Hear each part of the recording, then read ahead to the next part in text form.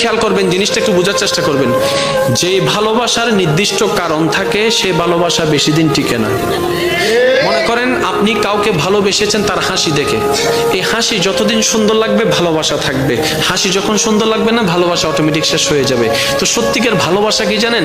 যে ভালোবাসার কোনো নির্দিষ্ট কারণ থাকে না, যে ভালোবাসা অন্তর থেকে হয়ে যায়, অনুভব থেকে হয়ে যায়, নির্দিষ্ট কারণ খুঁজে পাবেন না, না আপনার হাসি দেখে হয়েছে, না আপনার চোখ দেখে হয়েছে, না আপনার ব্যবহার দেখে হয়েছে, কোনো কারণ ছাড়া আপনি অটোমেটিক আপনার অন্তরে ফিল চলে আসলো, আপনি ভালোবাসা শুরু করলেন, যেটা আপনি দেখেন নাই, না দেখে ভালোবাসা শুরু করেছেন।